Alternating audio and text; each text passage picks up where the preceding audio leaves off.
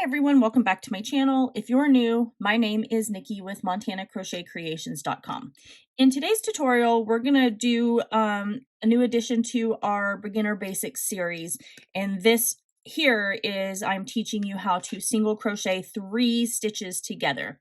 So just grab some number 4 worsted weight yarn, any sort of hook that you have on hand. I'm using a 4mm crochet hook. And we'll get started on this, and all you need to do is just practice, and then before you know it, you'll have the hang of single crocheting your stitches together. And then the next time that you see a pattern that says single decrease, then you'll know exactly what it's talking about. Okay, so for this next row that we're going to do here, so I started with my chain and then I single crocheted a stitch. So now I'm going to teach you how to single crochet 3 stitches together. Sometimes you'll see this come across in a pattern where it asks you to do a decrease, but they want, instead of just 2 like normal, they want you to do 3 stitches together. So I've chained 1 and turned to my work. So I'm going to insert my hook into this first stitch right here, and I'm going to draw up my loop. Instead of yarning over and pulling through and completing off our single crochet, we are going to insert our hook into this very next stitch right here, drawing up our loop. Now we have our 3 loops on our hook, and then we're going to go into that 3rd stitch right there, draw up our loop.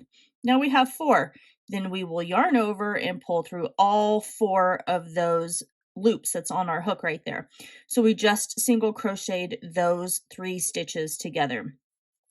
Normally what happens is you continue to single crochet in every stitch all along until you get to your very last 3 stitches, and then at that point you'll single crochet those last 3 together. So here I am, I've got my last 3 stitches, so I'm going to insert my hook, draw up my loop, and pull that through. We have our 2 loops on our hook. Now I'm going to go into the very next stitch. I'm going to yarn over and pull that through. Now we have our 3 loops, and then I'm going to go into that very last stitch, and I'm going to yarn over. Now I'm going to pull through all 4 of those loops. Then at this point, usually it calls for you to chain however many you need to chain, and then you would single crochet in every stitch all the way along the edge. And then you would do this for however many rows it would ask you to single crochet for. And then after that, like your very next row, if it's asking for you to do another decrease, then you would repeat that. So as you can see, it's a pretty simple stitch to do.